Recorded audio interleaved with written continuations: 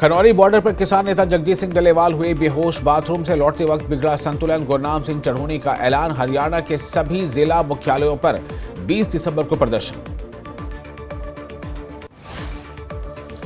किसानों के मुद्दे पर मोहनलाल बड़ौली ने कहा, पंजाब सरकार किसानों से करे बात, किसानों को भी इसमें करना चाहिए सहयोग। मोहनलाल बड़ौली ने कांग्रेस पर किया हमला। कहा, जनता जानती है कांग्रेस ने किसानों को भड़काने का काम किया है। आज किसान जो कांग्रेस है वो दिशाहीन है। हरियाणा कैबिनेट मंत्री अनिल विज ने कांग्रेस पर बोला हमला। कांग्रेस को बताया झूठ फैक्ट। कहा, अमित शाह ने इसका माकूल जवाब दिया। सिरसा में भारतीय किसान एकता के प्रदेश अध्यक्ष लखीमदर सिंह का बयान। कहा, केंद्र सरकार नहीं सुन रही है किसानों की मांग। जगजीत सिंह डलेवाल के दिन पर दिन होती जा रही है तबीयत खराब।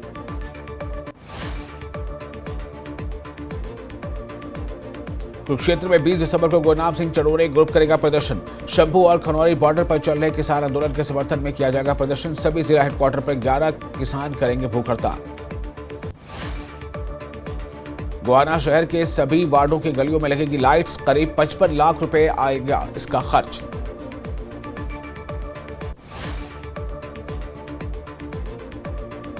बीजेपी सांसद कंगना रनौत का बयान। कहा, आज जो हुआ वो शर्मनाक है। हमारे एक सांसद को टाके भी लगे हैं। डॉक्टर बी आर अम्बेडकर के बारे में कांग्रेस ने झूठ फैलाया था। पंचकुला में बीजेपी नेता ओपी धनखड़ के बेटे आशुतोष धनखड़ पर अज्ञात लोगों ने किया जानलेवा हमला। आशुतोष धनखड़ हुए घायल। बीजेपी नेता ओपी धनखड़ के बेटे पर हुए हमले पर पूर्व स्पीकर ज्ञानचंद गुप्ता का बयान। कहा, इस हादसे में आशुतोष को ज्यादा चोट नहीं आई, लेकिन पुलिस को अपनी चेकिंग बढ़ानी चाहिए। जेजेपी नेता दिग्विजय सिंह चौटाला ने डबवाली के कई गांव का दौरा किया। किसानों से उनके साथ हमेशा खड़े होने का वादा किया। बीजेपी राज्यसभा सांसद रेखा शर्मा का कांग्रेस पर हमला। बोली, कांग्रेस ने 60 साल तक बाबा साहब का किया अपमान। अमित शाह के बयान को तोड़ मरोड़ के किया गया पेश। करनाल पहुंचे बाबा रामदेव ने किसान आंदोलन पर सवाल से किया किनारा। कहा, सीएम सैनी है आध्यात्मिक शख्सियत, राज्य के विकास के लिए उनके हैं बड़े सपने। गोहाना में एक बुजुर्ग व्यक्ति ने एक चोर को पकड़कर पुलिस के हवाले किया। बैंक से पैसे निकालकर वापस लौट रहा था बुजुर्ग। पैसे के छीनने की कोशिश में चोर पकड़ा गया। करनाल में आंगनबाड़ी वर्कर्स ने अपनी मांगों को लेकर किया प्रदर्शन। सरकारी कर्मचारी का दर्जा देना, न्यूनतम वेतन 26,000 रुपए करने की है मांग। नूंह में कांग्रेस ने जिला मुख्यालय के पास किया प्रदर्शन। अमित शाह के खिलाफ किया प्रदर्शन। नूंह में बाल विवाह मुक्त भारत बनाने के लिए जागरूकता अभियान। शक्ति वाहिनी और एमडीडी संस्था गांव-गांव जाकर चला रहे जागरूकता अभियान। रेवाड़ी के कनुका गांव में देर शाम घुसा तेंदुआ। तेंदुए को देखकर ग्रामीणों में फैली दहशत। मौके पर पहुंची टीम ने तेंदुए को किया रेस्क्यू।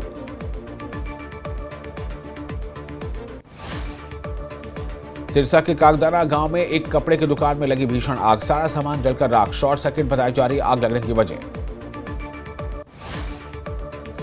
चंडीगढ़ के धनास में देर रात अज्ञात लोगों ने एक युवक पर किया जानलेवा हमला। युवक गंभीर रूप से घायल। करनाल में पुरानी रंजिश के चलते युवक पर हमला। तेज धार हथियार और चली गोलियां। पुलिस मामले की जांच में जुटी। फतेहाबाद के रतिया में जन स्वास्थ्य अभियांत्रिक विभाग द्वारा लगाई गई चौपाल। लोगों की सुनी गई जन समस्याएं। अवैध कनेक्शन वालों के चालान काटने की कही बात। सिरसा पुलिस ने एक चोर को किया गिरफ्तार। कीर्तिनगर इलाके में चोरी के एक मामले में वांछित आरोपी। फतेहाबाद जिले में किसान नई फसलों की ओर कर रहे हैं रुख। गेहूं और चावल की खेती की बजाय ड्रैगन फ्रूट जैसी उन्नत और लाभकारी फसलों का कर रहे उत्पादन। रोहतक में फाइबर शीट व्यापारी से मांगी 10 लाख की फिरौती। व्हाट्सएप के जरिए आया फिरौती का मैसेज। पुलिस कर रही है मामले की जांच। पानीपत में 71 वर्षीय सेवानिवृत्त बैंक कर्मी से ठगी का मामला। ठग ने ईडी का अधिकारी बताकर 1 करोड़ रुपए में समझौते का किया था ऑफर। पुलिस ने दर्ज किया केस। यमुनानगर के हथनीकुंड बैराज पर भी दिख रहा है बर्फबारी और बारिश का असर। हथनीकुंड बैराज पर दर्ज किया गया 2600 क्यूसेक पानी। गुरुग्राम में पुलिस ने फर्जी कॉल सेंटर का किया भंडाफोड़। फर्जी साइट बनाकर अमेरिका के लोगों से की जा रही थी ठगी। पुलिस ने मौके से 8 लड़कियों समेत 18 आरोपियों को किया गिरफ्तार। गोहाना में बिजली विभाग की टीम पर ग्रामीणों ने किया हमला, जेई सहित 6 बिजली कर्मी हुए घायल। यमुनानगर में साइबर ठगी का मामला, अलग अलग ट्रांजैक्शन कर 91,000 ठगों ने उड़ाए। इंस्टाग्राम पर आईडी बनाकर ठगी कर रहा था ठग। जम्मू कश्मीर के मुख्यमंत्री उमर अब्दुल्ला ने केंद्रीय गृह मंत्री अमित शाह से की मुलाकात, जम्मू कश्मीर से जुड़े विभिन्न मुद्दों पर की बात।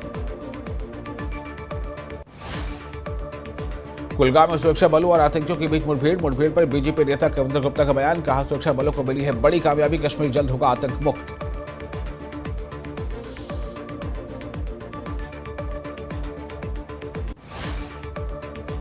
कुलगाम मुठभेड़ पर नेशनल कॉन्फ्रेंस नेता तनवीर सादिक ने दी प्रतिक्रिया, का आतंकवाद ने जम्मू कश्मीर को काफी नुकसान पहुंचाया, आतंकवाद ने जम्मू कश्मीर में निर्दोष लोगों का खून बहाया है। एनसी और कांग्रेस के बीच बयानबाजी जारी है। नेशनल कॉन्फ्रेंस के मुख्य प्रवक्ता तनवीर सादिक ने कांग्रेस पर साधा निशाना, कहा कांग्रेस की प्राथमिकताएं गलत है। वहीं कांग्रेस के मुख्य प्रवक्ता रविंदर शर्मा ने कहा गठबंधन पार्टी के नेताओं के बीच मतभेद अच्छे नहीं है।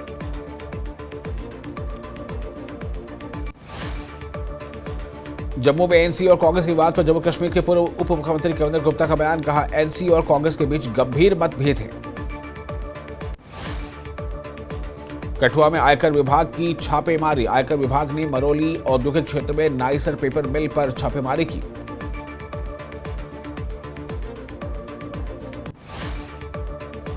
राजौरी के बुधल में हुई एक और मौत, एडिनो वायरस से हुई 12 वर्षीय बच्चे की मौत। नेशनल लाइब्रेरी ऑफ मेडिसिन के एक हालिया अध्ययन के अनुसार मोबाइल फोन की लत बच्चों को बना रही दिमागी रूप से कमजोर, स्मार्टफोन का इस्तेमाल करने वाले बच्चों में मानसिक समस्याओं का बढ़ रहा है खतरा। पुलवामा कोर्ट कॉम्प्लेक्स में लगी आग, फायर ब्रिगेड ने आग पर पाया काबू। बीजेपी नेता मोहम्मद आसिफ गराई ने पापोर नगरपालिका से सार्वजनिक पार्क बनाने की मांग की, कहा पार्क के लिए पहले ही फंड जारी कर दिया गया है।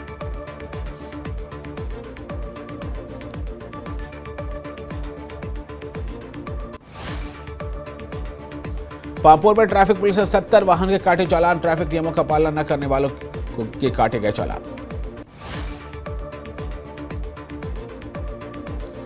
आरएसपुरा में बीजेपी का सदस्यता अभियान, 60 नए सक्रिय सदस्य पार्टी में हुए शामिल। डिप्टी कमिश्नर बांडीपुरा मंजूर अहमद कादरी ने अरन बलहामा पालकर सड़क के चल रहे निर्माण कार्य का किया निरीक्षण, कहा सड़क का निर्माण कार्य मनरेगा के तहत लगभग 5.5 करोड़ रुपए की लागत से कराया जा रहा है। राजौरी में 3 दिवसीय प्रशिक्षण कार्यक्रम की शुरुआत, प्रशिक्षण कार्यक्रम 16 दिसंबर से है जारी। शोपियां में कड़ाके की ठंड के कारण हो रही पानी की परेशानी, लोगों को हो रही है परेशानी।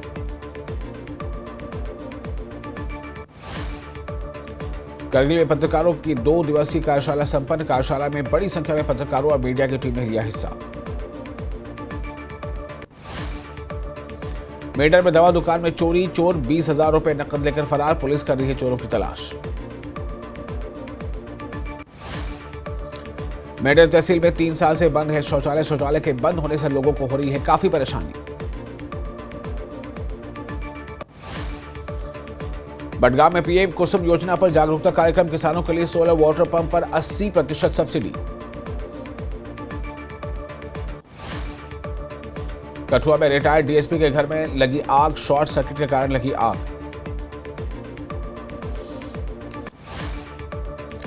मेढर में एलओसी के पास लगी आग, आग लगने से जंगलों में बारूदी सुरंगों में हुए धमाके। साबा में कांग्रेस का प्रदर्शन, केंद्रीय गृह मंत्री अमित शाह के खिलाफ किया प्रदर्शन। हिमाचल विधानसभा शीतकालीन सत्र के दूसरे दिन बीजेपी ने प्रदेश सरकार पर साधा निशाना, कहा पीडब्ल्यूडी में टेंडर दिलवाने के लिए रिश्वत दे रहे कांग्रेस नेता।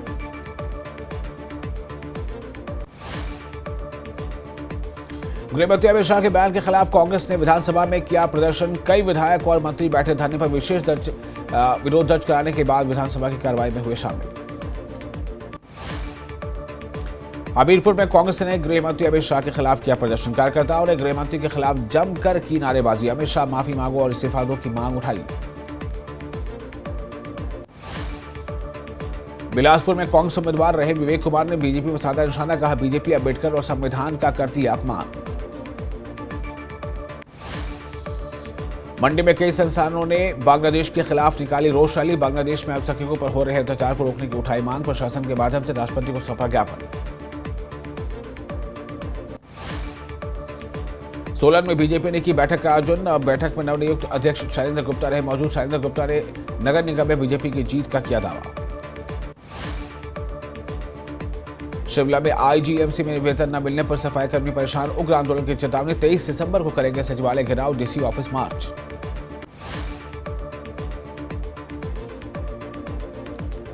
हमीरपुर की 5 पंचायतों में पानी की कमी। लोगों ने पाइपलाइन का आकार बढ़ाने की उठाई मांग। जल्द से जल्द समस्या का समाधान करने की मांग। नाहन में लेखा सहायकों और लिपिक के लिए विशेष कार्यशाला का आयोजन। 29 लेखाकारों और 4 लिपिकों ने लिया कार्यशाला में हिस्सा।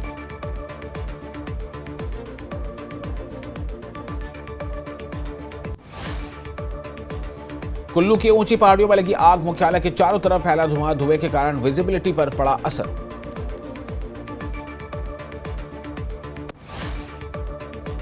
नालागढ़ के ढाणा में घर के छत से गुजर रही बिजली की हाई वोल्टेज तारे। एक्स आर्मी मैन का परिवार डर के साए में जीने को मजबूर। बिजली विभाग के अधिकारी नहीं ले रहे सुध। प्लास्टर काटने के लिए सोलन अस्पताल में पहुंची नई मशीन। क्षेत्रीय अस्पताल को आधुनिक बनाने की पहल। अस्पताल प्रबंधन ने दी जानकारी। ऊना में महिला की मौत मामले में निजी अस्पताल पर बड़ी कार्रवाई। अस्पताल में गायनेकोलॉजी की सेवाएं की गई निलंबित। डॉक्टर पर निजी अस्पताल में ऑपरेशन करने का आरोप। शिमला के डबल मर्डर केस में 33 लोग दोषी करार। जस्टिस प्रवीण गर्ग की अतिरिक्त जिला अदालत का फैसला। दोषियों को 20 दिसंबर को सुनाई जाएगी सजा। सोलन में कार और बाइक की जोरदार टक्कर। हादसे में 2 बाइक सवार हुए घायल। घायलों को नागरिक अस्पताल में किया गया भर्ती। सोलन में प्रश्न पत्र में आउट ऑफ सिलेबस प्रश्न आने पर मिलेंगे ग्रेस मार्क्स। उप निदेशक जगदीश चंद नेगी ने दी जानकारी। नाहन में पंचायतों ने स्वच्छता के लिए हर घर से शुल्क लेना किया शुरू। पंचायती राज विभाग के निर्देश पर लिया जा रहा है सफाई शुल्क। मंडी में नशे में धुत शिक्षक आया स्कूल। कुर्सी पर सोया शिक्षक, वीडियो वायरल।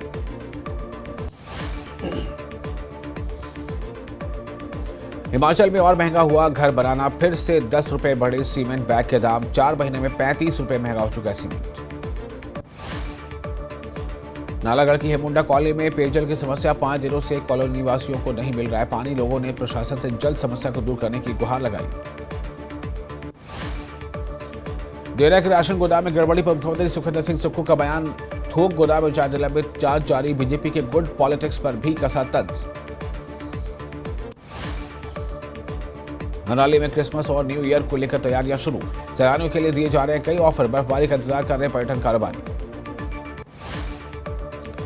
हिमाचल प्रदेश में इस बार हुई मॉनसून सीजन में कम बारिश। किसानों, बागवानों और पर्यटन इंडस्ट्री पर पड़ रही है सूखे की मांग। लाहौल घाटी में ठंड का दौर जारी। ठंड के चलते तापमान में भारी गिरावट। नदी नाले और प्राकृतिक जल स्रोत के जमने का सिलसिला जारी। शिमला पुलिस ने विंटर सीजन के लिए तैयारियां की पूरी। पुलिस ने यातायात व्यवस्था को सुचारू करने के लिए बनाए 120 पॉइंट। इन पॉइंट में 3 शिफ्टों में सेवाएं देंगे 300 जवान।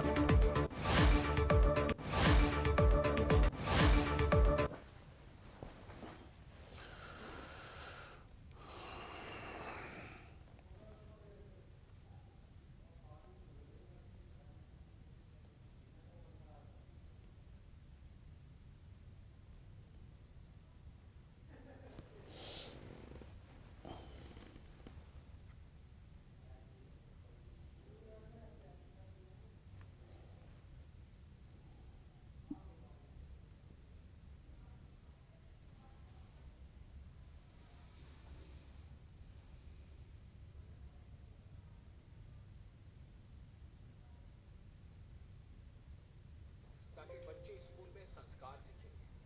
कहा जाता है।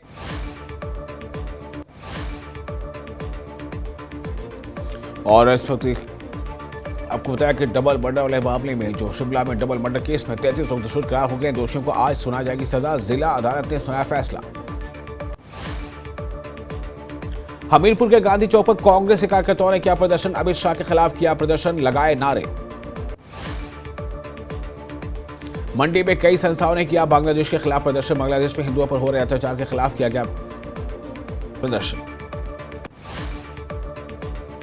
बिलासपुर में हरियाणा के प्रदेश कांग्रेस कमेटी के पूर्व प्रदेश महासचिव ने कहा, डॉक्टर BR अम्बेडकर संविधान में दलित, शोषित व पिछड़े वर्ग के उत्थान के लिए कई प्रावधान किए। संसद परिसर में प्रदर्शन के दौरान बीजेपी के 2 सांसद हुए जख्मी। प्रताप सारंगी और मुकेश राजपूत अस्पताल में भर्ती। घायल सांसदों से पीएम ने फोन पर की बात। संसद बवाल पर बीजेपी कांग्रेस के बीच छिड़ा संग्राम। राहुल गांधी का सारंगी को धक्का देने से इनकार। बीजेपी बोली, संसद में लोकतंत्र की धज्जियां उड़ाई गई। धक्का मुक्की कांड पर बीजेपी ने साधा राहुल गांधी पर निशाना। पीयूष गोयल बोले, राहुल का व्यवहार दुर्भाग्यपूर्ण, माफी मांगे राहुल। दिल्ली के दौरे पर राजस्थान के सीएम भजन लाल, कांग्रेस पर बोला हमला। कहा, कांग्रेस ने कभी भी बाबा साहब अम्बेडकर का सम्मान नहीं किया। कांग्रेस सांसद प्रियंका गांधी ने अमित शाह पर बाबा साहब के अपमान का लगाया आरोप। कहा, इन पर कौन भरोसा करेगा, वो बाबा साहब का करते हैं अपमान।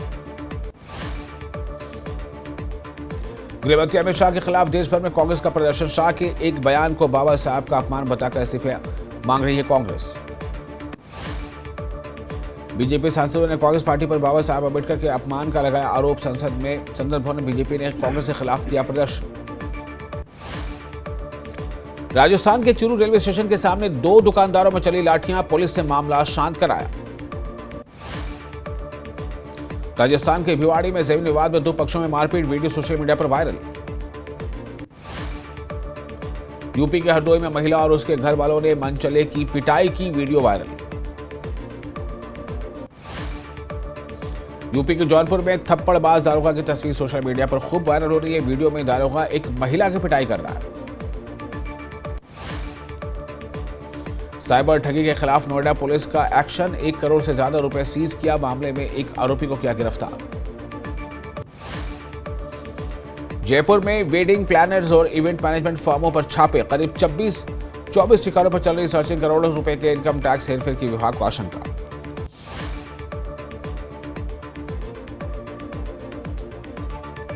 टोंक में खा पंचायत के तुगलकी फरमान से 6 महीने से परिवार परेशान। पानी भरने से लेकर कपड़े सिलाने तक पाबंदियां। 6 महीने से परेशान परिवार ने जन सुनवाई में बताई पीड़ा। भोपाल की अरेरा कॉलोनी में लोकायुक्त का छापा। 2.5 करोड़ का कैश, 35 किलो चांदी बरामद। बैतूल में आदिवासी कांग्रेस का फीसदी प्रदर्शन। मात्र 15-20 कांग्रेसी ही प्रदर्शन में जुटे। नीमच में अतिक्रमण पर चला बुलडोजर। स्टेशन के सामने से गुमटियों को हटाया गया। मुंबई में गेटवे ऑफ इंडिया के पास नाव डूबी। 3 नेवी कर्मियों समेत 13 लोगों की मौत। 101 लोगों को सुरक्षित निकाला गया। हादसे के बाद नौसेना ने जारी किया बयान। कहा, इंजन ट्रायल के दौरान कंट्रोल खोने से पैसेंजर फेरी नीलकमल से टकराई। अक्टूबर में ESI से जोड़ने वालों में ट्रांसजेंडर भी है शामिल। नए श्रमिकों में से हैं 42 ट्रांसजेंडर। सेबी ने SME IPO के नियम किए सख्त। कर्ज चुकाने के लिए फंड का इस्तेमाल नहीं कर पाएंगी कंपनियां। भगोड़े अरबपति कारोबारी विजय माल्या को ललित मोदी ने जन्मदिन पर दी बधाई। दोनों के बीच सोशल मीडिया पर हुई बात। भगोड़े कारोबारी विजय माल्या ने कहा, DRT ने किंगफिशर एयरलाइंस का ऋण 6,203 करोड़ रुपए निर्धारित किया था, फिर मुझसे ज्यादा रकम क्यों वसूली। बैंक बाजार की मनी मूड रिपोर्ट में दावा। कोरोना काल के बाद तेजी से बढ़ी भविष्य के लिए बजट की प्रवृत्ति। 62% SPO में करते हैं निवेश। पानी की बोतल 10 रुपए की, जोमैटो ने वसूले 100 रुपए। ट्वीट के बाद मच गया बवाल। बेंगलुरु में एक कंसर्ट का है मामला। PF हायर पेंशन पर सरकार ने दी बड़ी राहत। 3.1 लाख लोगों को होगा फायदा। EPFO के हायर पेंशन से जुड़ा है मामला। 75 साल की मीनाक्षी मेहरा पहले थी इंटीरियर डिजाइनर, अब बनी एक सफल organic food brand mom made की मालकिन। कमा रही लाखों रुपए। ICICI बैंक और टाइम्स इंटरनेट ने जारी किया सुपर प्रीमियम क्रेडिट कार्ड। बताया, credit card premiumisation, real value added services जैसे क्यूरेटेड प्रिविलेज ऑफरिंग प्रोवाइड करेगा।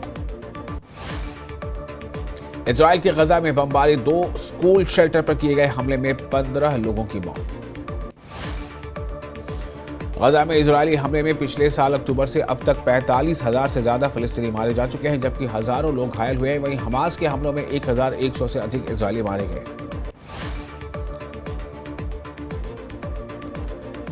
इजिप्ट एयर रिज्यूम फ्लाइट्स, यानी इजिप्ट एयर ने बैरूत के लिए सीधी उड़ानें फिर से शुरू कर दी हैं। 3 महीनों के बाद काहिरा और बैरूत के बीच उड़ानें बहाल हुई हैं। 24 सितंबर से मिस्र ने बैरूत के लिए उड़ानें रोक दी थी। बॉलीवुड सुपरस्टार गोविंदा के बेटे यशवर्धन आहूजा बॉलीवुड में डेब्यू के लिए तैयार हैं। यशवर्धन एक अनोखी लव स्टोरी में आएंगे नजर।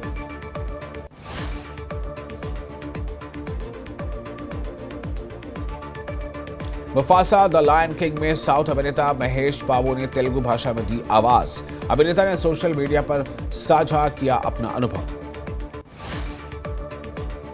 सोनाक्षी के बाद मुकेश खन्ना ने रणबीर कपूर पर कसा तंज। फिल्म रामायण की कास्टिंग पर उठाए सवाल। दे दे प्यार दे 2 के लिए और लंबा होगा दर्शकों का इंतजार। अगले साल रिलीज होगी फिल्म। ओम प्रकाश कभी स्टेज कमला का किरदार निभाकर तारीफ करते होते थे, लेकिन एक टेलीग्राम ने उनकी जिंदगी बदल दी। फिल्म में दद्दू बनकर दिलों पर छा गए। जैक गिलेनहॉल की ज्यादातर फिल्में पिता ने की निर्देशित दुनिया भर में है तकड़ी फैन फॉलोइंग। नहीं रही मलयालम अदाकारा मीना गणेश, थिएटर से लेकर बड़े पर्दे तक दिखाया था अभिनय का दम। 1000 करोड़ बनने के राह पर पुष्पा 2, हिंदी में स्त्री 2 को पछाड़ बनी नंबर 1।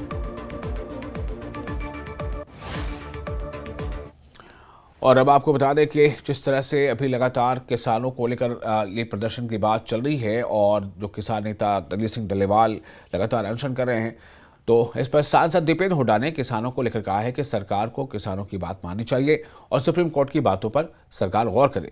बीजेपी पर हमला बोलते हुए दीपेंद्र हुड्डा ने कहा कि बीजेपी बड़े बड़े वादे करने में माहिर है और सच्चाई ये है कि किसानों की हालत बहुत खराब है। बॉर्डर दीपेंद्र हुड्डा पहुंचे हैं। दीपेंद्र जी, किस तरह से आपने डलेवाल साहब से मिले, कैसी है उनकी तबीयत? उनकी तबीयत ज्यादा अच्छी नहीं है और सरकार से हम अपील करते हैं कि सरकार इनसे बात करे और या इस आमरण अनशन को समाप्त कराना काम करे। सरकार किसानों की जायज मांगों को माने। सरकार से किसान कोई नई बात नहीं कह रहे। ये वही मांगे हैं जिनको सरकार ने स्वयं माना था जब किसान आंदोलन समाप्त कराया था। तो बातचीत करे सरकार और किसानों से और इनकी मांगों को स्वीकार करते हुए और इस गतिरोध को समाप्त कराए सरकार, क्योंकि लगातार तबीयत बिगड़ रही है और कल अब सुप्रीम कोर्ट में भी जो है इंटरफेयर किया है। और अब किस तरह से देखते हैं? सुप्रीम कोर्ट कह रही है कि इनके तबीयत को पहला देखा जाए। तबीयत को जरूर देखा जाए और तबीयत के को देखते हुए सरकार को जो कदम उठाने हैं वो किसानों से बातचीत के कदम, इनकी तबीयत में सुधार के कदम, वो सरकार उन कदमों को उठाए। हरियाणा में किस तरह से आप देखते हैं? क्योंकि पिछली बार सभी किसान यूनियन इकट्ठी थी, लेकिन इस बार यूनियन इकट्ठी नहीं हुई। आपको लगता है इस वजह से भी केंद्र सरकार जो है फरवरी से जो आंदोलन चल रहा है, अभी तक बातचीत का सिलसिला टूटा हुआ है, वो शुरू नहीं कर रही? हमारे तो जो किसानों की जो मांग है उनको लेके हम कांग्रेस पार्टी का पूरा समर्थन है। केंद्र लगातार दावा करती है कि हमने 10 साल में किसानों की हालत ठीक की है। कांग्रेस के समय में उतना किसानों को नहीं मिलता था जितना हमारी सरकार में मिला। तो देखो, जहाँ भारतीय जनता पार्टी वाले बड़े बड़े जो है इनकी दावे करने में माहिर है, मगर सच्चाई दूसरी है। सच्चाई दूसरी है। सच्चाई ये है कि आज किसान की स्थिति है कि बिजाई के समय डीएपी नहीं, सिंचाई के समय यूरिया नहीं, और फसल कटने के बाद जब लेके जाओ मंडी में तो एमएसपी नहीं। किसान की स्थिति है। चलो ठीक है, शुक्रिया न्यूज 18 से बातचीत करने के लिए। तो किसानों से मिले हैं, डलेवाल की तबीयत जानी है और कह रहे हैं कि सेशन चल रहा है, दोबारा से कांग्रेस इनकी आवाज जो है वो संसद में उठाएगी। अपने सहयोगी अजय के साथ पंकज पाई, न्यूज 18 खनौरी। और हरियाणा में लिंग अनुपात के असमान आंकड़ों के पीछे एक बड़ा कारण अवैध भ्रूण लिंग की जांच है। हाल ही में रोहतक पीएनडीटी टीम ने यूपी के बागपत जिले में छापामारी कर एक और अंतरराज्यीय भ्रूण लिंग जांच रैकेट का पर्दाफाश किया है और 6 लोगों को गिरफ्तार किया है, जिनमें 2 महिलाएं शामिल थी। ये गिरोह रोहतक के किसी डॉक्टर से जुड़ा हुआ है, जिसकी जांच बागपत पुलिस कर रही है। ये मामला पिछले महीने उत्तर प्रदेश के शामली जिले में पकड़े गए रैकेट से भी जुड़ा है। पुलिस और स्वास्थ्य विभाग इस गिरोह के अन्य आरोपियों और इसके संपर्कों का पता लगाने के लिए जांच में जुटी है।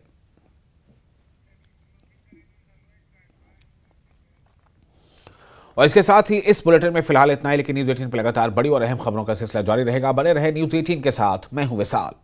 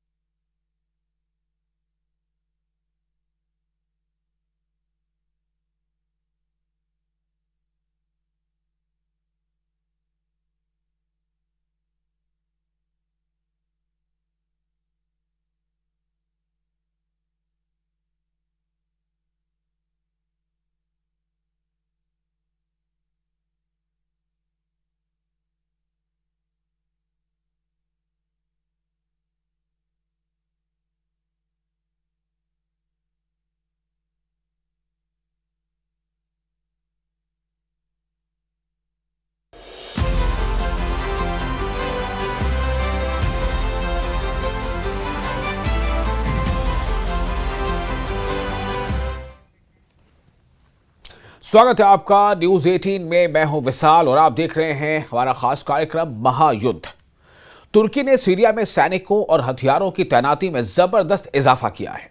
तुर्की की सेना सीरिया की नेशनल आर्मी को घातक हथियारों की सप्लाई शुरू कर चुकी है। अमेरिका ने दावा किया है कि कमांडर जुलानी के साथ मिलकर तुर्की सीरिया में नया गृह युद्ध भड़का चुका है। बशर अल असद के बाद एर्दोआन सीरिया के कुर्द लड़ाकों के खात्मे की धमकी दे रहे हैं।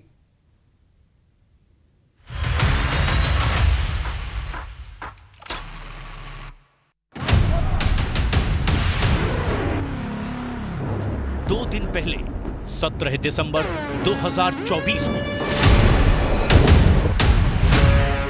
तुर्की के राष्ट्रपति एर्दोआन ने यूरोपीय आयोग के अध्यक्ष उर्सुला वॉन डेर लेयन से 1 बिलियन यूरो मिलने की खुशी का इजहार जिस अंदाज में किया, उससे अमेरिका और इजराइल दहल गए। एर्दोआन ने सीरिया में नए युद्ध का ऐलान किया, जिसमें तुर्की खुलकर अब जंगी हथियार चलाएगा। सीरिया के एक फाइटर ग्रुप का खात्मा करने तक ये युद्ध लड़ा जाएगा। Gerek DAEŞ, gerekse PKK ve uzantılarıyla mücadele görüşmemizde ele aldığımız hususların başında geldi. Türkiye her iki terör örgütünü sahada bozguna uğratan tek ülkedir, yegane NATO müttefikidir. Bu örgütlerin palazlanmasına kesinlikle müsaade etmeyeceğiz. Bölgemizin geleceğinde ne DAEŞ'a ne PKK ve türevlerine yer yoktur. तुर्की ने जिस Kurd force के सफाई का ऐलान किया है वो Syria में अमेरिका की मददगार है। तो क्या बशर का तख्ता पलट एर्दोआन का ब्लंडर है? क्या इजराइल के जबड़े में फंस गया कमांडर जुलानी? सीरिया को रौंद रही इजराइल की सेना आगे ही बढ़ती जा रही है।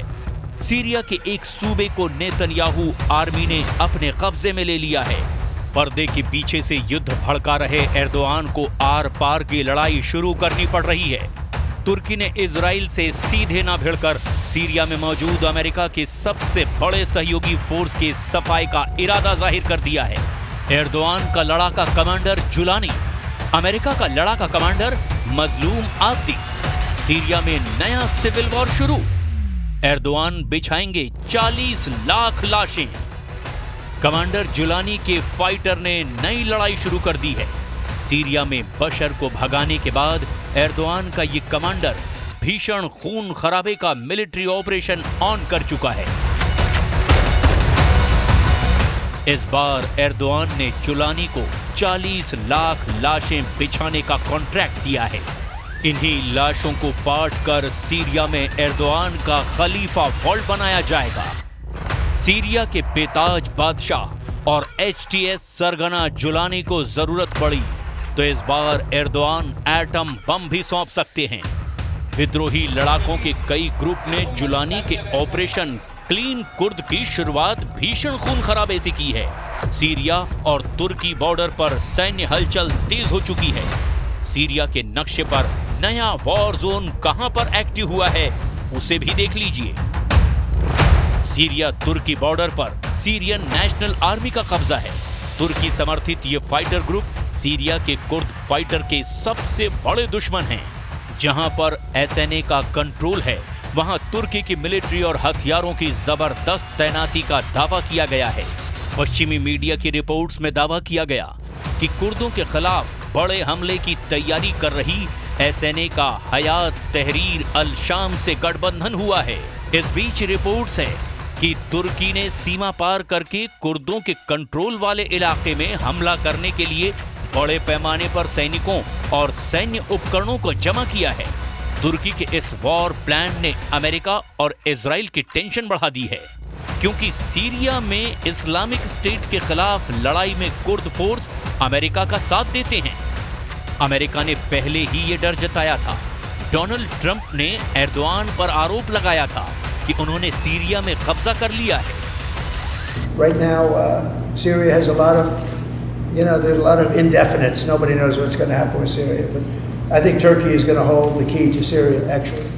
I don't think you've heard that from anybody else, but I've been pretty good at predicting. Syria में इजराइल और अमेरिका को झटका देने के लिए एर्दोआन ने कमांडर जुलानी को पूरी छूट दे रखी है। कुर्द फोर्स के खिलाफ ऑपरेशन में फ्रंट लाइन पर SNA के लड़ाके मोर्चा लेंगे। बशर तख्ता पलट जैसा वॉर प्लान कुर्दों के खिलाफ भी बनाया गया है, जिसमें तुर्की हथियारों से मदद पहुंचाएगा और तुर्की समर्थक लड़ाके युद्ध में कोहराम मचाएंगे। तुर्की समर्थित सीरियन नेशनल आर्मी में युद्ध में शामिल होने के लिए 25,000 लड़ाके तैयार हैं। दावा ये भी किया जाता है कि SNA में करीब 80,000 से 1 लाख लड़ाके शामिल हैं। ज्यादातर फाइटर अरब और तुर्कमेन्स के हैं। 2021 में SNA के 2 गुट बने, एक आजम ऑपरेशन रूम और Syrian front for liberation. SNA लड़ाके लीबिया सिविल वॉर में हिस्सा ले चुके हैं। नागोर्नो करबाख की लड़ाई में इन कट्टर लड़ाकों ने अजरबैजान की तरफ से जंग लड़ी थी। सीरिया में SNA की बनाई अलग अंतरिम हुकूमत है। कुर्द फोर्स के खिलाफ युद्ध में उतरे सीरिया नेशनल आर्मी के विद्रोही लड़ाके ब्रिगेडियर जनरल हसन हमादा के ऑर्डर को मानते हैं। सीरियन नेशनल आर्मी के खूंखार लड़ाके युद्ध अपराध के लिए खाड़ी देशों में कुख्यात हैं। तो क्या बशर अल असद की तरह ही कुर्द फोर्स भी जुलानी के डर से सीरिया छोड़कर भाग खड़ी होगी? क्या कुर्द लड़ाके तुर्की के आगे सरेंडर कर देंगे? कुर्द फोर्स की ताकत और उसका जंगी इतिहास तो अलग ही कहानी बयां करता है। सीरिया के लगभग 25% इलाके पर कुर्दों की सीरियन डेमोक्रेटिक फोर्सेस का कंट्रोल है। 2021 तक कुर्द फोर्स के लड़ाकों की गिनती 1 लाख के पार पहुंच चुकी थी। कुर्द लड़ाके एर्दोआन के लिए लंबे वक्त से सिरदर्द बने हुए हैं। इनकी सबसे बड़ी मांग अलग कुर्दिस्तान देश बनाने की है। कुर्द लड़ाकों ने अपने संगठन का नाम पेशमेगा रखा है, जिसका मतलब होता है वो लोग जो मौत का सामना करते हैं। मतलब कमांडर जुलानी के लड़ाके अगर सिर पर कफन बांधकर युद्ध करते हैं तो कुर्द लड़ाके भी जान हथेली पर रखकर दुश्मन से भिड़ते हैं। यानी ये युद्ध बशर अल असद के सरेंडर जैसा नहीं होगा। तुर्की को बराबर की टक्कर देने के लिए कुर्द फोर्स ने भी तैयारी कर रखी है। कुर्द लड़ाकों को इस वॉर में इजराइल की तरफ से बगैर मांगे समर्थन मिलने जा रहा है। इजराइल ने सीरिया में जैविक हथियारों की तबाही का मिशन शुरू कर रखा है। इस मिशन में जो भी बीच में आएगा उसे इजराइल नहीं छोड़ने वाला। इजराइल के राजदूत रूबेन अजार ने इस ऑपरेशन की डिटेल कुछ यूं दी है। There's no doubt that there are many radical groups in Syria. Syria for many years has been very dangerous towards Israel because it has been accumulating weapons of mass destruction, including chemical and biological weapons. They even tried to have a nuclear program. So Israel did the world a great favor, especially in the last week. Israel Syria में दुश्मनों के खात्मे तक हमले जारी रखेगा। इस हमले की जद में चाहे कमांडर जुलानी आए या फिर तुर्की की सपोर्ट में युद्ध लड़ रहे सीरियन नेशनल आर्मी के विद्रोही आए। इजराइल की मिसाइलें और कारतूस दमिश्क में तब तक फटेंगी जब तक नेतन्याहू को यकीन नहीं हो जाता कि हिजबुल्लाह और आईएसआईएस जैसे उनके दुश्मनों का दम उखड़ गया है। कुर्द फाइटर्स के लिए इजराइल के हमले जहां मददगार साबित हो सकते हैं, वहीं एर्दोआन का ख्वाब चकनाचूर होगा। हालात अगर हाथ से निकलते हैं तो तुर्की कुर्दों के सफाई के लिए महाविनाशकारी हथियारों का इस्तेमाल भी कर सकता है। तुर्की के पास अमेरिका के दिए 100 एटम बम हैं। नेटो फोर्स का सदस्य होने के नाते तुर्की में अमेरिका ने 100 एटमी हथियारों की तैनाती कर रखी है। दुनिया के सबसे घातक हथियार किसी भी फाइटर ग्रुप के हाथ लगे तो सीरिया ही नहीं, कई देशों तक तबाही मच सकती है।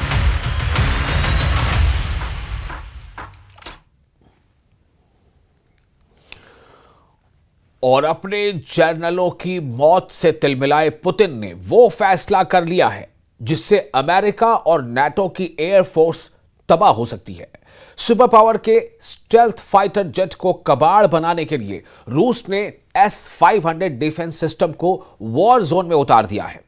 रूस का एडवांस मिसाइल सिस्टम सिर्फ 4 सेकंड में दुश्मन के फाइटर जेट के चीथड़े उड़ा देगा।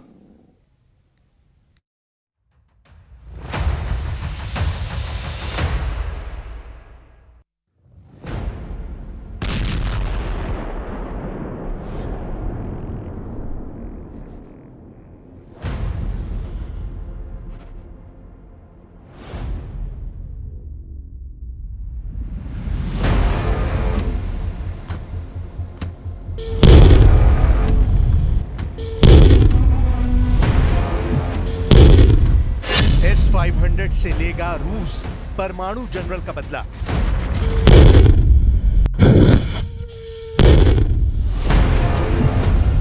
जनरल किरिलोव की मौत से पुतिन भड़के हुए हैं। पुतिन ने अपनी सबसे खूंखार रेजिमेंट को बनाने की हरी झंडी दे दी है। रूस अपनी सबसे आधुनिक हवाई रक्षा प्रणाली S-500 प्रोमेथियस की पहली रेजिमेंट बनाने के करीब पहुंच चुका है। रूस से यह जानकारी ऐसे वक्त में आई है जब यूक्रेन में युद्ध तेज हो रहा है और तेज होते युद्ध के बीच अमेरिका और नेटो देशों में तनाव बढ़ता जा रहा है।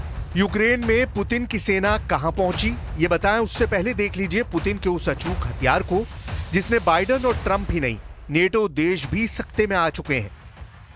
S-500 एयर डिफेंस सिस्टम को प्रोमेथियस भी कहा जाता है। यह कई तरह के खतरों को निशाना बनाने के लिए डिजाइन किया गया है। इन खतरों में मध्यम दूरी की ballistic missile, early warning aircraft और लो अर्थ ऑर्बिट में काम करने वाली सैटेलाइट शामिल है। यह हाइपरसोनिक लक्ष्यों को भी रोक सकता है। S-500 प्रणाली को सबसे उन्नत वायु रक्षा प्रणालियों में से एक माना जाता है। ये एक साथ कई टारगेट्स को धुआं कर सकता है। रूसी S-500 स्टेल्थ विमानों को ट्रैक कर सकता है। S-500 रूस के आसमान को बिल्कुल सुरक्षित कर देगी।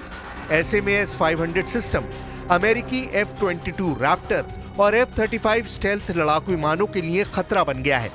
S-500 इसलिए भी दुश्मन के लिए खतरे की घंटी है क्योंकि ये एक बार में 10 लक्ष्य भेज सकता है और इसका रिएक्शन टाइम सिर्फ 3 से 4 सेकंड है, जो S-400 से काफी तेज है। बदला यूक्रेनी, स्टाइल इजरायली।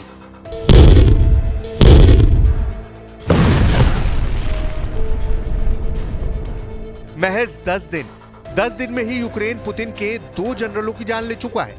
पुतिन यूक्रेन के हमलों के बदले हुए स्टाइल से बौखला चुके हैं। इसलिए रूस में एक बड़ी मीटिंग हुई है और पुतिन ने फरमान जारी कर दिया है कि अब तक यूक्रेन की धरती पर जितना बारूद बरसा है उससे कहीं ज्यादा बम और मिसाइलें तबाही मचाने जा रही हैं। इसके साथ ही प्रेसिडेंट पुतिन यूक्रेन के टॉप 5 जनरलों का डेथ वारंट भी रिलीज कर चुके हैं। इस लिस्ट में कौन कौन है? क्या रूस ने भी विदेशी हिटमैन को किलिंग कॉन्ट्रैक्ट दे दिया है? आर पार के युद्ध के बीच रूस यूक्रेन के घर में घुसकर जनरलों के सफाई का मिशन किस लेवल तक जाएगा? क्रेमलिन में धमाका कर ज़ेलेंस्की आर्मी ने लिमिट क्रॉस कर दी है। जनरल इगोर किरिलोव की मौत के मायने रूस के लिए क्या है, इसे पुतिन के लिए उनकी अहमियत से समझा जा सकता है। जनरल किरिलोव रूस के Tymoshenko radiation, chemical and biological production academy के चीफ थे। 2017 में वो रूसी सेना के radiation, chemical and biological protection troops के प्रमुख बने थे। जनरल किरिलोव ही थे जिन्होंने यूक्रेन पर खतरनाक डर्टी बम बनाने का आरोप मढ़ा था। ब्रिटेन ने किरिलोव पर यूक्रेन में बर्बर रासायनिक हथियार तैनात करने के आरोप लगाए थे। किरिलोव की मौत से एक दिन पहले यूक्रेन ने दावा किया था कि यूक्रेन के पूर्वी और दक्षिणी मोर्चे पर रासायनिक हथियारों के उपयोग के लिए किरिलोव पर केस दर्ज किया गया था। पुतिन के जिस जनरल का नेटो फोर्स में खौफ था, जिस जनरल को पुतिन ने एटमी हथियारों का चीफ बनाया था, उसे उज़्बेक हिटमैन के हाथों मरवाकर ज़ेलेंस्की ने जो जोखिम मोल लिया है, उसे दिमित्री मेदवेदेव की ज़बानी सुनिए। Всем понятно, что произошло, что случилось и что нужно делать. Несмотря на то, что расследование только началось, уже наши враги поспешили опубликовать информацию о своей причастности.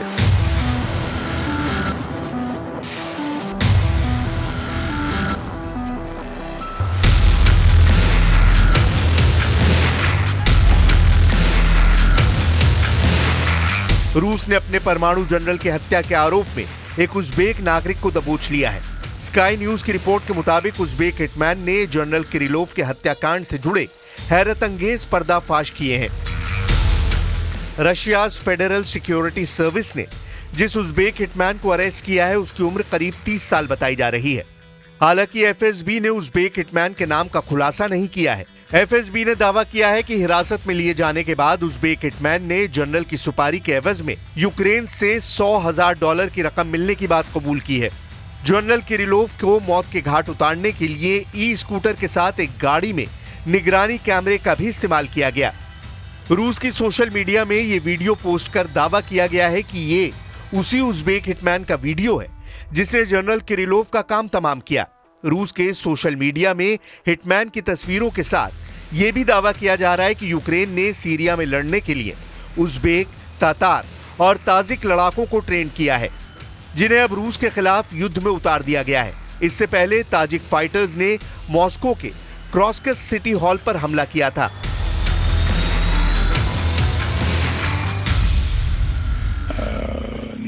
Лишний раз подтверждается, что киевский режим не гнушается террористическими методами работы.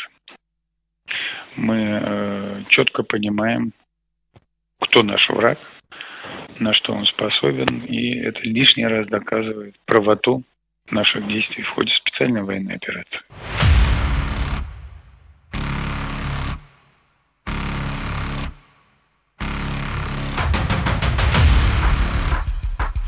ज़ेलेंस्की आर्मी को रूस को जितनी करारी चोट पहुंचानी थी वो परमाणु जनरल को मारकर पहुंचा दी गई है, लेकिन रूस जो बदला लेने जा रहा है उससे कीव की चूल्हे हिल जाएंगी।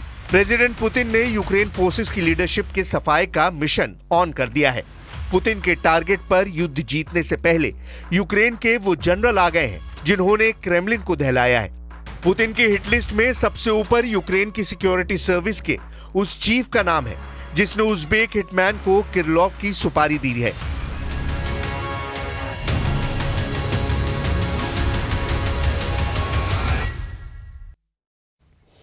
ईरान समर्थित हौसी विद्रोहियों ने इजराइल पर हाइपरसोनिक मिसाइल से हमला किया, जिसके जवाब में इजराइल ने यमन के पश्चिमी तट को मिसाइल धमाके से दहला दिया है।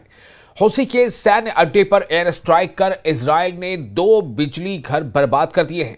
इजराइल के कमांडर ने ईरान समर्थक फाइटर ग्रुप के हाथ काटने की भी धमकी दी है।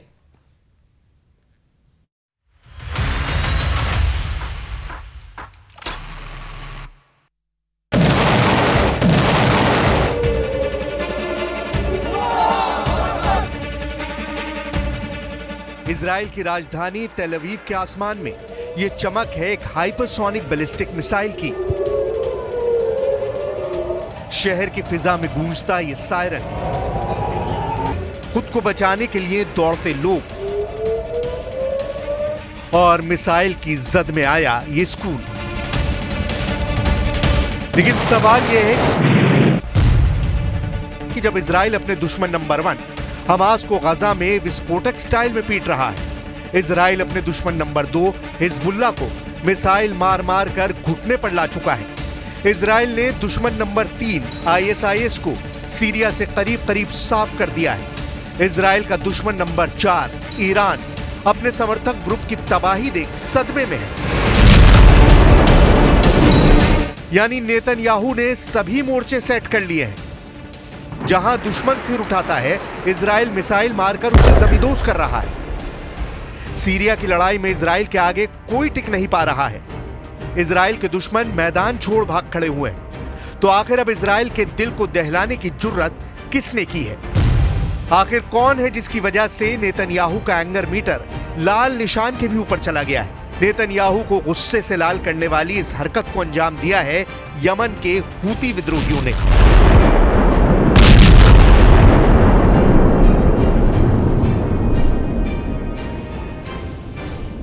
نفذت القوة الصاروخية عملية عسكرية استهدفت هدفا عسكريا للعدو الإسرائيلي في منطقة يافا المحتلة، وذلك بصاروخ باليستي فرط صوتي। तेल अवीव पर इस हाइपरसोनिक बैलिस्टिक मिसाइल हमले ने नेतन्याहू और उनकी वॉर कैबिनेट को आग बबूला कर दिया है। इस हमले ने दुनिया में ऐलान कर दिया है कि गाजा में हमास, लेबनान में हिजबुल्लाह और सीरिया में ईरान को मात देने के बावजूद भी इजराइल ने जंग में जीत हासिल नहीं की है। लेकिन अब इजराइल ने भी ऐलान कर दिया है, हमास और हिजबुल्लाह के बाद अब बारी है हूती की। इजराइल के रक्षा मंत्री इजराइल काट्स ने सोशल मीडिया साइट एक्स पर लिखा, मैं हूती आतंकवादी संगठन के नेताओं को चेतावनी देता हूं, इजराइल का लंबा हाथ आप तक भी पहुंचेगा। जो कोई भी इजराइल पर हाथ उठाएगा उसका हाथ काट दिया जाएगा। जो भी हमें नुकसान पहुंचाता है उसको 7 गुना हानि पहुंचाई जाती है। इस धमकी के फौरन बाद यमन के आसमान से आग बरसनी शुरू हो गई। हूती कब्जे वाले क्षेत्र की राजधानी सना और यमन के सबसे बड़े बंदरगाहों में से एक हुदैदा के साथ साथ यमन के हूती विद्रोहियों के कई ठिकानों को IDF ने निशाना बनाया।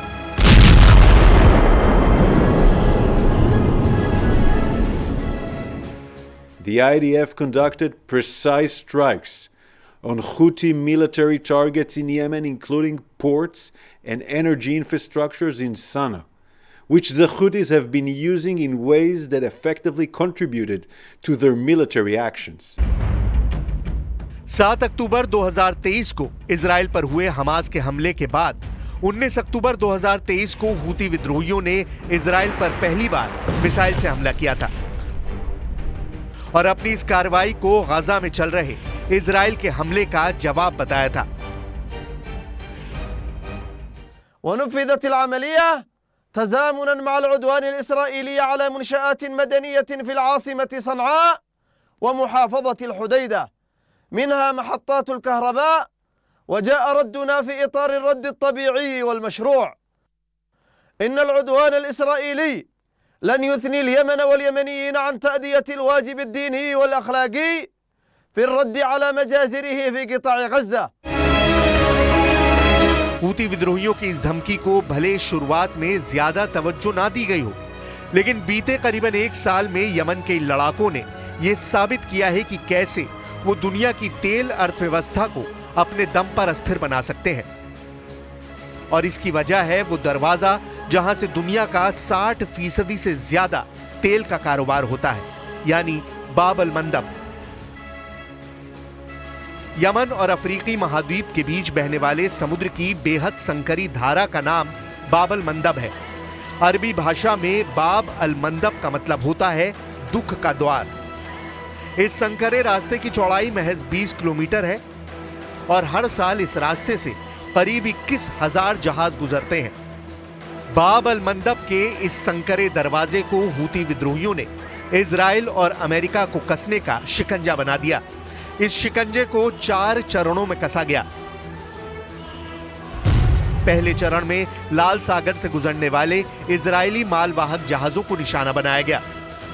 दूसरे चरण में उन जहाजों पर भी हमला किया जाने लगा जो इजरायली बंदरगाहों की तरफ जा रहे थे। तीसरे चरण में इजराइल की मदद करने वाले अमेरिका और ग्रेट ब्रिटेन के जहाजों को निशाना बनाया गया। चौथे चरण में हूती लड़ाकों के मिसाइलों की जद में वो जहाज भी आ गए जिनके मालिकों का इजराइल से कोई भी संबंध था। पिछले 1 साल में कई बार अमेरिका और ईरान ने हूती लड़ाकों को अपनी हरकतों से बाज आने की सलाह दी। उनके ठिकानों को निशाना भी बनाया गया। बारूद की मार झेलने के बावजूद ना तो हूती लड़ाकों के हौसले पस्त हुए और ना ही यमन के नागरिकों के। सना की सड़कों पर बार बार प्रदर्शन कर यमन की जनता ने बता दिया कि वो किसके साथ है। और फिलहाल एक छोटा सा ब्रेक लेंगे। ब्रेक के बाद जल्द हाजिर होते हैं।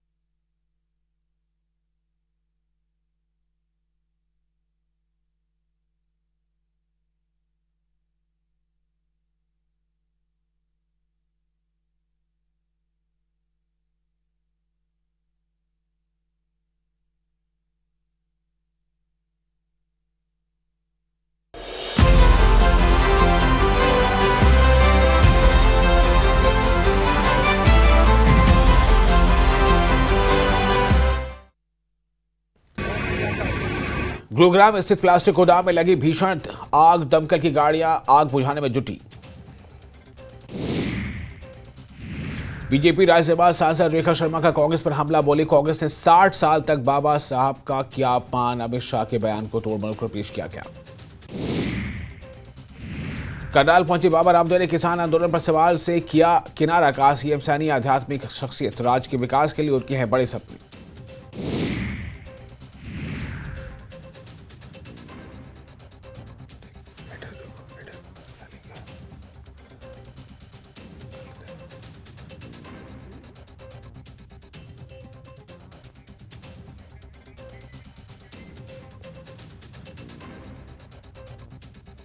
तो करनाल पहुंचे बाबा रामदेव ने किसान आंदोलन पर सवाल से किया किनारा, कहा सीएम सैनी आध्यात्मिक शख्सियत, राज्य के विकास के लिए उनके बड़े सपने हैं।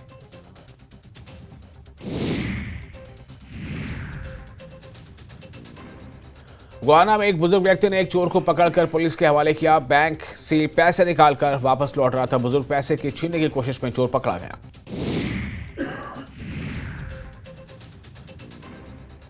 करनाल में आंगनबाड़ी वर्कर्स ने अपनी मांगों को लेकर किया प्रदर्शन। सरकारी कर्मचारी का दावा दर्जा देना चाहते हैं वो कि उनको मिले दर्जा, न्यूनतम वेतन 26,000 रुपये भी चाहते हैं और इसी को लेकर उन्होंने किया अपनी प्रदर्शन। यमुनानगर के हथनीकुंड बैराज पर भी दिख रहा है बर्फबारी और बारिश का असर। हथनीकुंड बैराज पर दर्ज किया गया 2,600 क्यूसेक पानी।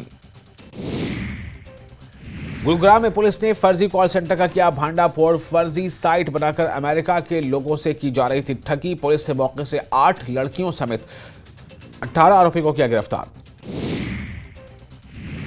गुआना में बिजली विभाग की टीम पर ग्रामीणों ने किया हमला। जेई सहित 6 बिजली कर्मी हुए घायल।